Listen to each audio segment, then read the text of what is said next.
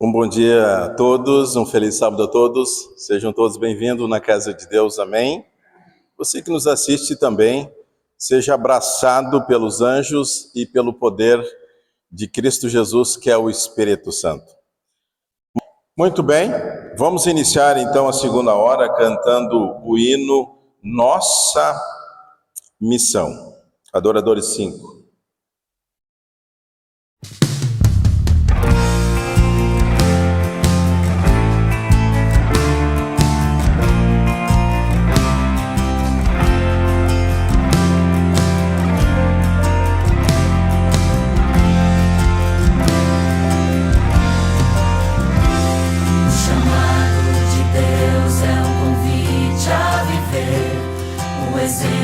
Deixado por Cristo Jesus, refletindo o caráter, atributos do Pai, o amor, a alegria, a esperança por vir, buscar, resgatar, amar, acolher, essa é a nossa missão, falar e viver, ser espelho, testemunho.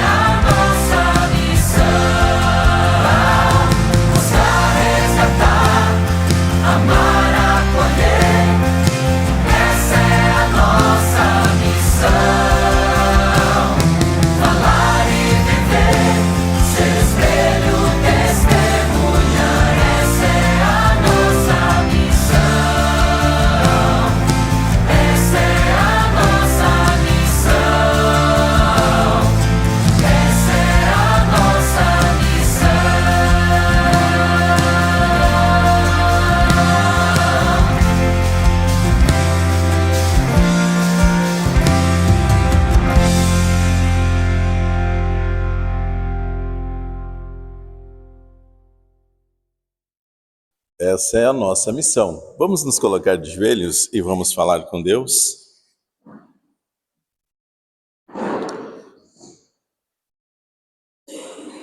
Santo Deus, nosso querido bom Pai, que habita nas alturas dos céus, o nosso muito obrigado pela oportunidade que temos de nos prostrar diante de Ti nesta segunda hora.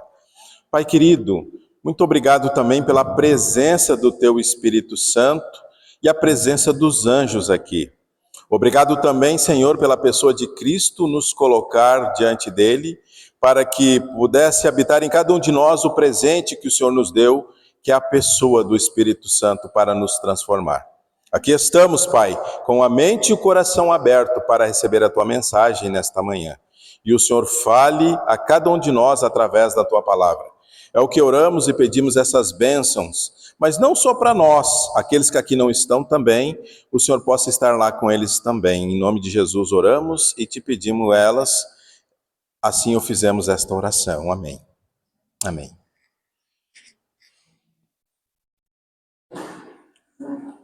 Louvamos e cantamos o hino à missão. E sempre que eu penso na missão, eu lembro que eu tenho que voltar. E eu sempre falo para a esposa, essa semana eu falei de novo, eu preciso voltar a colportar. Toda vez que uma pessoa me confronta com algumas perguntas, e essa semana de novo me confrontaram porque eu sou um dos guardadores do sábado e por que eu não trabalho no sábado, isso me incomoda. Isso eu fico diferente, porque se eu tivesse comportando, com certeza a resposta que eu daria seria diferente. E aí a resposta que eu dei, porque as pessoas quando nos perguntam assim, a gente pode ofender, pode ser mal compreendido, e se for no trabalho, piorou a situação. Então Deus tem me dado sabedoria, eu tenho orado a Deus, e eu disse, olha, para mim te responder, eu preciso que você faça um favor para mim, e para você também, para que a gente continue sendo amigos, e para que você não fique chateado comigo, e nem triste, e muito menos com o nosso querido bom Deus, Papai do Céu, e através da sua palavra que é a Bíblia. Você tem uma em casa? E a pessoa, claro que diz que sim. Então você vai ler capítulo 20 do livro, qual mesmo, irmãos, que está os 10 mandamentos? Me ajude aí, me deu uma falha aqui agora. Opa, Êxodo capítulo 20. E aonde mais está escrito no capítulo 5? Me deu outro branco aqui. Qual é o livro? Como? Opa, olha só, os irmãos estão afiados. Isso aí. Então, eu falei para ela assim, só tem 2 lugares escritos na Bíblia os 10 mandamentos. São esses 2 livros, Deuteronômio e também Êxodo 20. Você vai ler. E aí você vai ver lá no Novo Testamento um confirmamento desses 2 capítulos na pessoa de Jesus. E aí então você, quando lê, você volta aqui, me encontra onde nós estamos aqui sentados fazendo esse lanche, e você pode fazer essa pergunta de novo. E aí eu irei responder para você. Eu comecei a mudar assim, não comecei mais já pá, de frente, né? Eu poderia ali dar um estudo bíblico para ela, sim ou não? Sim ou não? Sim. Poderia falar para ela sobre os mandamentos? Sim. Mas a pessoa está preparada? O que está passando pela mente dela? Poderia fazer isso se nunca mais eu fosse ver ela, digamos, num ônibus, na rodoviária ou na rua. Aí sim, como um comportor, sem perder a oportunidade. Mas eu vou ver ela vai me ver, nós vamos nos encontrar de novo. Semana que vem a gente vai sentar juntos. Então não tem por onde escapar, né? Então a gente tem que... E aí eu vou estar preparado com alguns textos, vou anotar, vou levar um estudo para ela, e quando ela me perguntar, ela disse, Gilmar, eu li. Então tá bom, aqui estão as tuas respostas.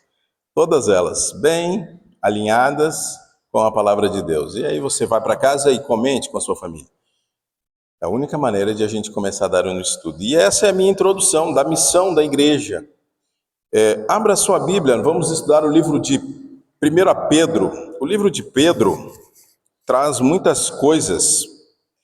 Sabe que Pedro, quando escreveu esse livro, ele até fala algo interessante. Ele diz assim, olha, aonde eu estou vivendo, aonde eu estou morando, eu moro na Grande Babilônia.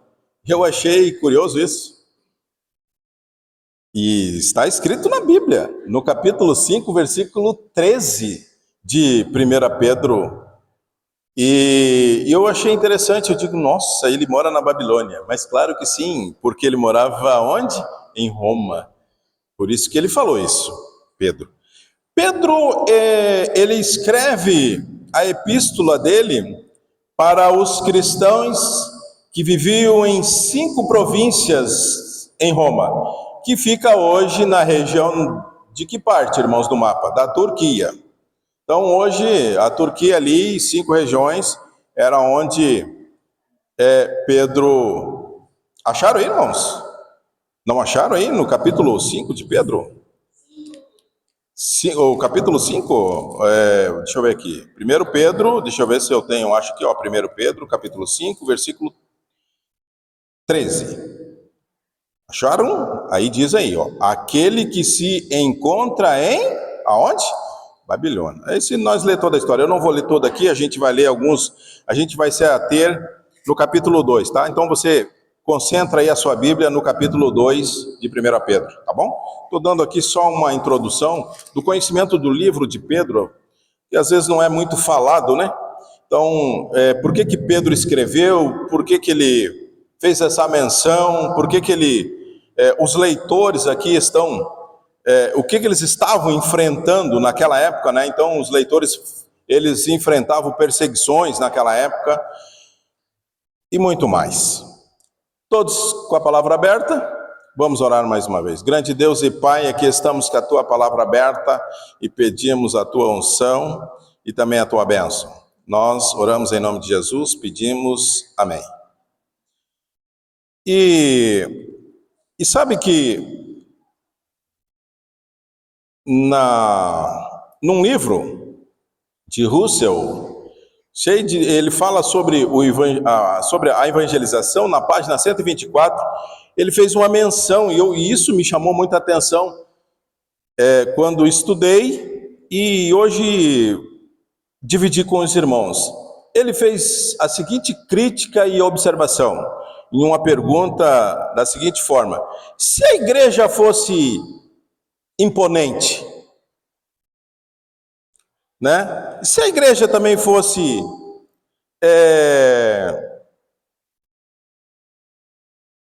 além de ser imponente num tamanho, né?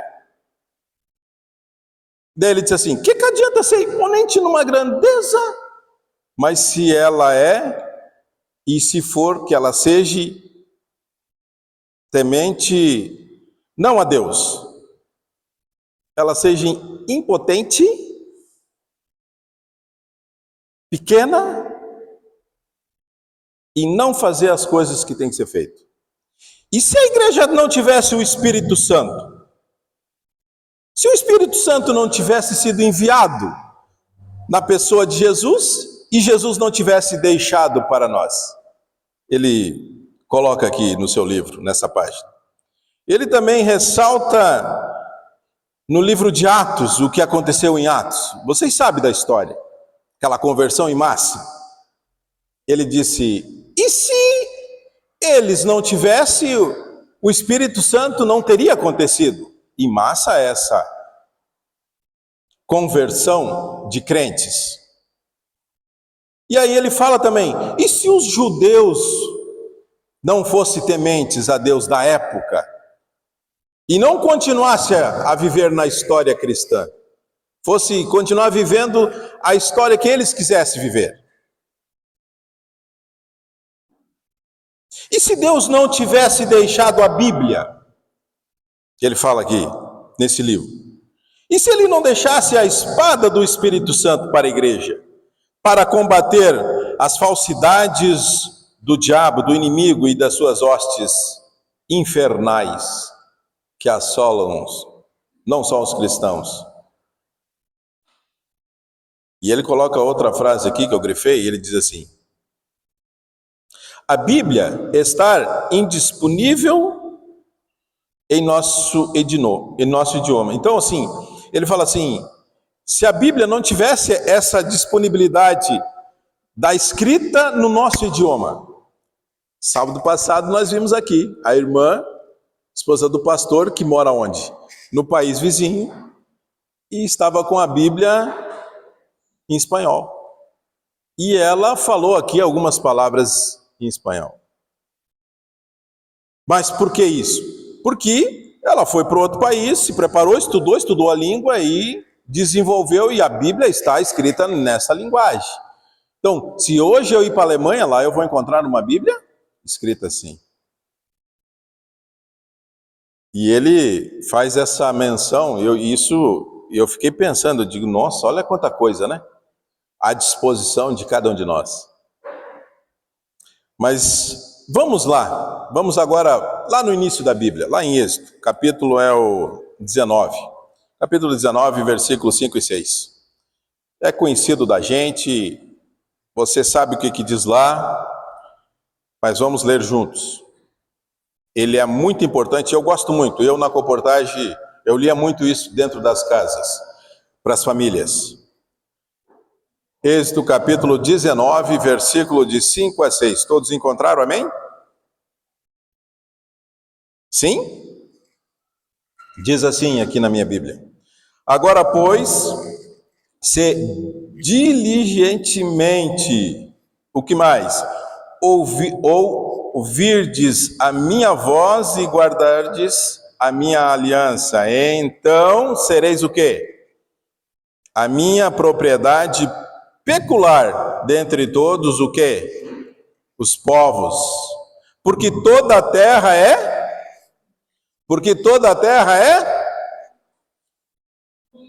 minha. Sabe, irmãos? Aqui, às vezes, né, a gente estudou na lição dessa semana que a terra pertence a quem? Quem é que está mandando, que anda por essa terra aqui, fazendo o que bem quer? O inimigo das almas. Mas ele está na terra, mas a terra não é dele, não.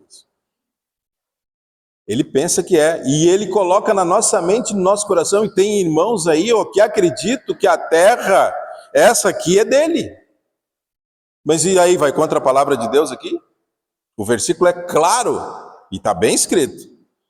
Deus diz aqui, que toda a terra ela é minha, não é de ninguém não.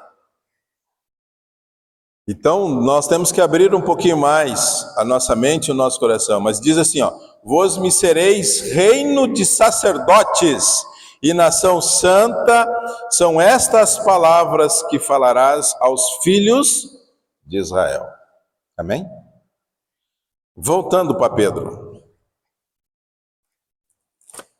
Aqui a gente viu Pedro trazendo uma menção e da onde Pedro tira a essência das suas escritas. E a igreja, ela possui inúmeros recursos, literaturas, eletrônicos, tem meios financeiros, a gente tem tudo às nossas mãos. Mas a razão da existência da igreja é levar a luz da verdade do reino de Deus a toda a nação, tribo, língua e também povos, e antes da volta de Jesus isso tem que acontecer, amém? Na minha e na tua vida. Diz assim mais, lá no versículo 9 de 2 Pedro. Todos estão aí com a Bíblia aberta no capítulo 2 de Pedro? Eu não vou ler desde o primeiro, a gente vai estar falando aqui alguns versículos, né? Mas o tema ele é muito bom. E aí depois você dá uma recapitulada em casa do 1 até o versículo 25. São 25 versículos o capítulo 2, tá? O versículo 9. Querem participar comigo? Alguém gostaria de ler? Lê para mim o versículo 9. Diz aí. Vós...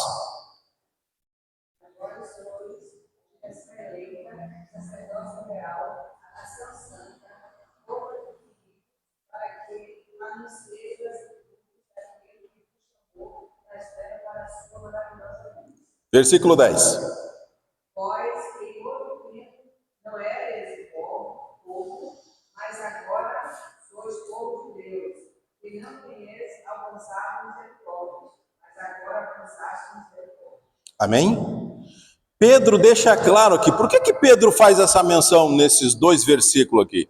No primeiro 9 ele diz, ele fala, extraído o texto lá de Êxodo, mostrando para quem ele está mandando as epístolas, para quem ele está escrevendo isso. Está dizendo, ei, acorda aí. Ei, ô Gilmar, presta atenção. Gilmar, aonde tu está? Ah, Gilmar, tu mora lá dentro da Babilônia. Sim, dentro da província, hoje, Turquia. Mas não é que tu tem que... Pode tu morrer aí, Gilmar. Mas tem uma coisa que vai acontecer contigo. Seja diferente. Seja um cristão. Não é para pegar fuzil na mão, não. E nem dinamite. E não é para botar fogo lá que está acontecendo lá, com essas guerras. Não é para fazer isso. É para agora, nos chama a atenção. E é interessante que ele fala de um povo, porque lá atrás diz que nós somos santos, nós somos sacerdotes. E essa incumbência para qual era a tribo direcionada, irmãos? Para quem era? Quem era das 12 a função de sacerdote? Levitas. Era deles a função. Se eram os levitas, qual era a sua incumbência para a igreja? Com a igreja e o desenvolvimento da igreja continuar crescendo. Dentro de cada um a sua função. E ele deu essa oportunidade para nós. Ele extrai dessa tribo e diz assim, a partir de hoje, todas as outras agora, e vai viver numa só, como um desses. Levita, sacerdote, ele chama aqui. Pedro nos chama assim, você vai ser um sacerdote de Deus, Gilmar. Minha irmã, meu irmão, você que me assiste também. E ele fala mais, o Senhor nos fez sacerdotes, ele habilitou-nos para adentrarmos no Santo dos Santos. Olha que maravilha isso. E mais, capacitou-nos para sermos sacerdotes santos, mas também como sacerdotes que anunciamos as virtudes de Cristo. Fala no versículo 9 de 1 Pedro 2. Ofertamos sacrifícios de louvor. Não precisamos mais sacrificar a ovelha, nem o pombo, nem o cabrito, nem o bode, nem o touro, nem o novilho, nada mais. Não precisamos mais derramar sangue, porque o sangue já foi derramado na cruz do Calvário. E logo essa semana do mês que vem, vamos estudar um pouquinho sobre esse sangue que foi derramado. Qual é a serventia desse sangue? Para que ele serve? Qual é a função dele na minha e na tua vida? E na vida daqueles que ainda não conhecem? Pedro relata e deixa bem claro, mais do que isto, sacrificamos a nós mesmos. Fala em Romanos capítulo 12, versículo 1. E também continuamos este ministério por toda a eternidade. Capítulo 5 de Apocalipse, dos versículos 9 a 10.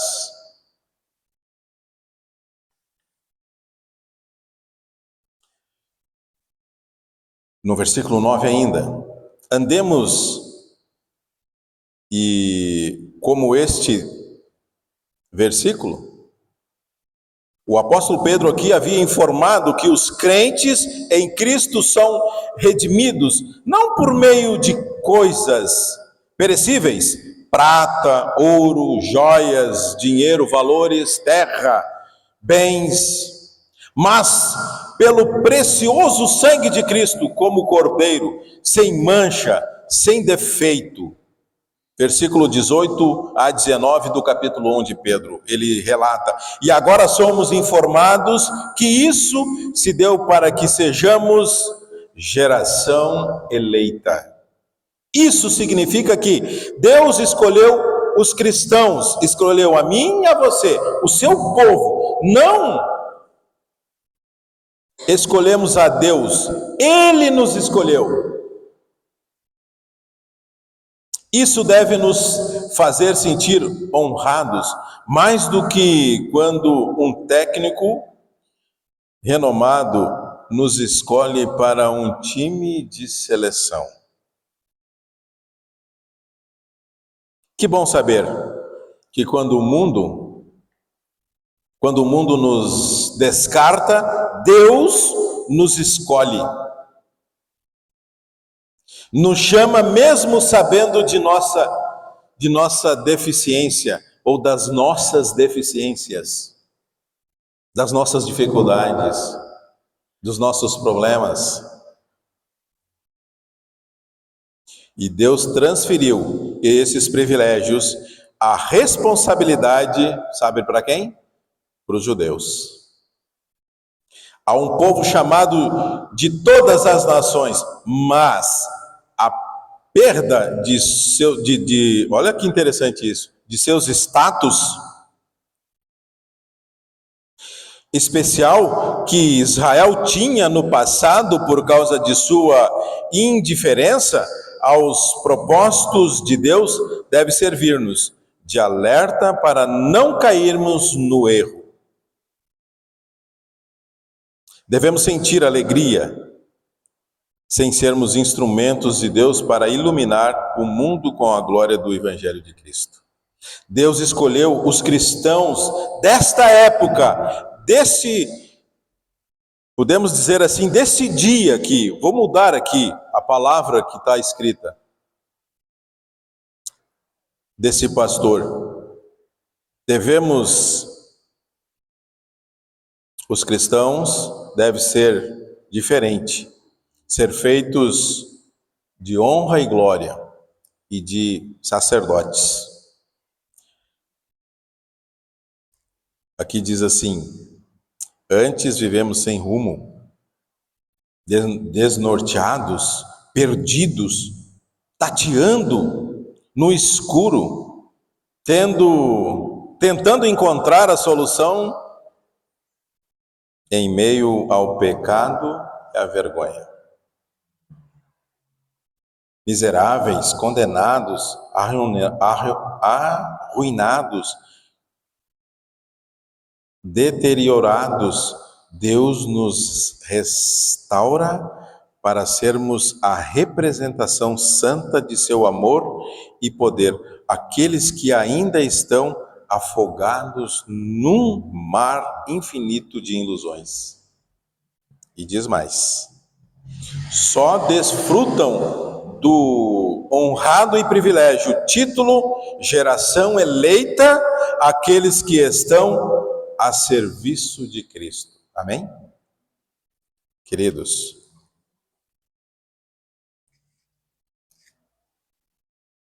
o inimigo de Deus está para derribar todo aquele que abrir as janelas dos olhos para as coisas que estão vendo, os ouvidos, abrindo talvez o ouvido para ouvir coisas que não é para ouvir, talvez usando as mãos para fazer coisas que não é para fazer, usando os pés para caminhar em algum lugar que não é para ir, talvez usando a mente, pensamentos que não é para pensar, coisas vãs, talvez usando o coração, desejando coisas que não é para desejar, que não vêm do céu.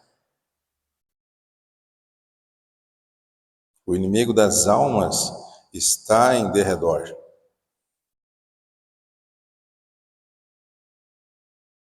Como sacerdotes, os cristãos entram pela fé no santuário celestial para adorar a Deus. Depois se retiraram para ir pelo mundo testemunhar do Evangelho. Isto é um grande privilégio, até mesmo porque não é um chamado a qualquer sacerdócio.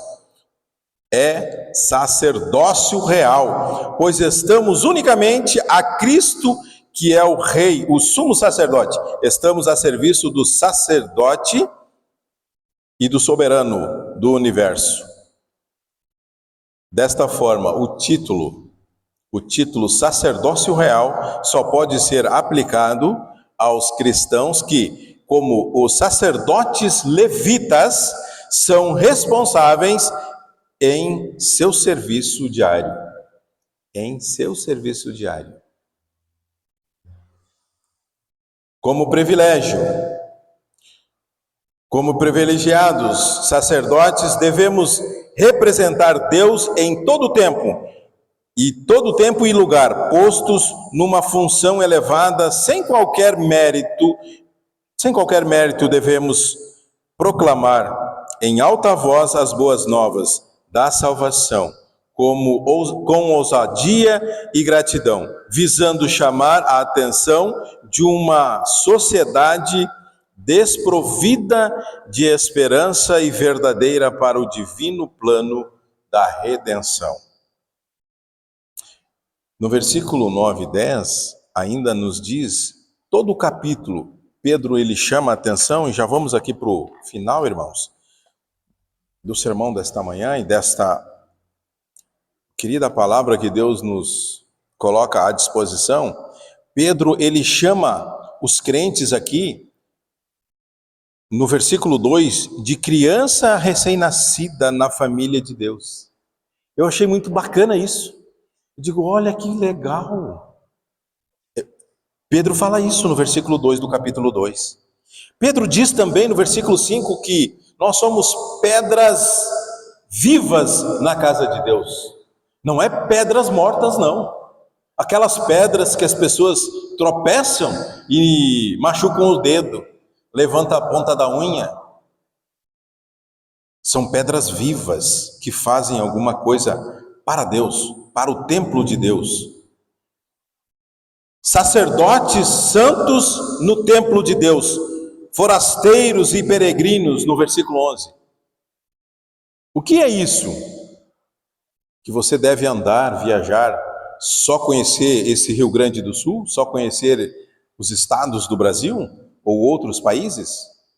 Fazendo isso, sendo um forasteiro? Não, mas que você faça isso sim, mas como um levita, como um homem e uma mulher de Deus, amém? Seguidores dos passos de Cristo, o versículo 21 relata, e o 25 diz que nós somos a ovelha do bom pastor, o pastor de suas almas.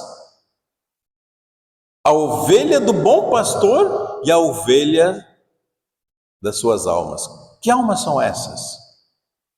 Aonde você quer que esteja, ali tem uma alma escura, e que você, sendo uma alma viva, você tendo a luz de Cristo, você possa iluminar essa alma morta, essa alma que está ali perecendo, amém? E Pedro relata mais no versículo 2. Como devemos crescer? Como sementes para dar alimento, como um ramo para dar fruto, como um carvalho para ficar firme. Em dia de tempestade, não vai arrancar você, porque você está firme com as raízes profundas, alicerçadas na rocha de Cristo, amém? Pedro fala aqui também, como um lírio para ser puro. Pedro relata também, o cristão tem que ter o Espírito Santo que faz outro cristão. E isso está escrito em João 3, de 3 a 5. A fé viva leva o cristão a Cristo. A santidade comprova o cristão. As atribuições provam o cristão. O serviço é a tarefa do cristão. A oração fortalece o cristão. A palavra alimenta o cristão. A volta de Cristo coroa o cristão.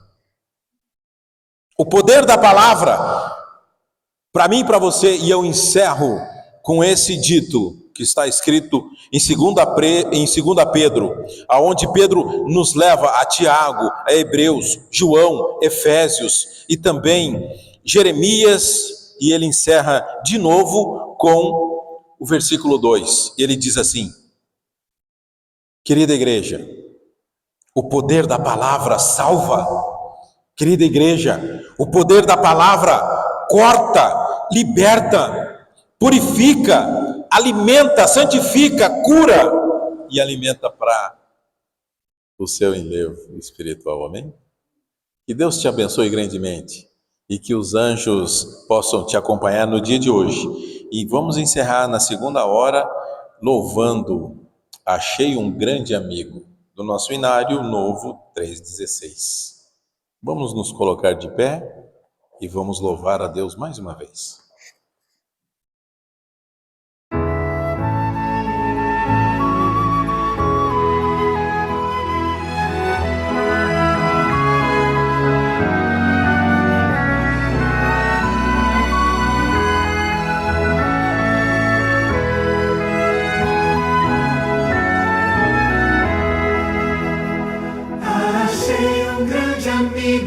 Jesus o Salvador, contarei quão grandes coisas fez por mim. Estando eu perdido, mendigo, pecador, resgatou-me, agora eu sirvo a Ele em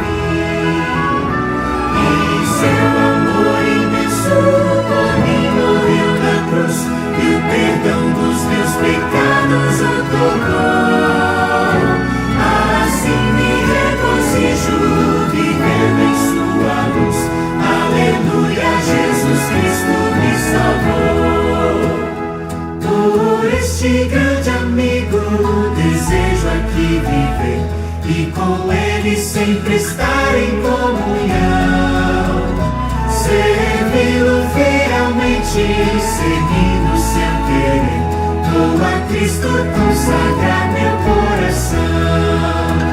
Se o mundo me persegue, se tenho tentação, com Jesus em minha vida vencerei. E a cada dia Cristo conduz-me pela mão, e na sua graça sempre confiarei. Já vem chegando o dia, a Bíblia assim o diz, em que Cristo a este mundo voltará.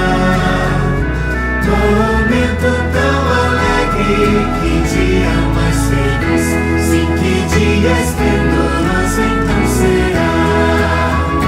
E assim com Ele sempre no céu habitarei, já liberto do pecado e da dor.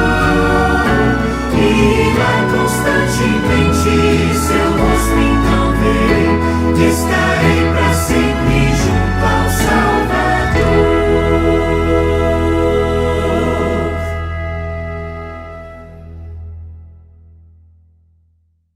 Assim seja, meus irmãos. Amém? Pai querido, obrigado pela tua mensagem. Obrigado, Senhor, porque mais uma vez nos deu uma aula através da tua palavra. E que possamos sair daqui felizes e motivados a buscar aqueles que ainda não conhecem a tua palavra. E aqueles que já conhecem, já leram de uma forma, não importa qual seja ela, o Senhor manda até eles os teus anjos, e também o nosso anjo, mostrando aonde eles estão, para mim e para cada um que aqui se faz presente. Buscar esses pela mão, como louvamos, o Senhor nos toma pela mão. Queremos tomar esses também pela mão e conduzirmos para o reino eterno. Oramos e agradecemos. Nos dê um restante de sábado feliz aos teus cuidados. Em nome de Jesus, muito obrigado, Senhor. Amém.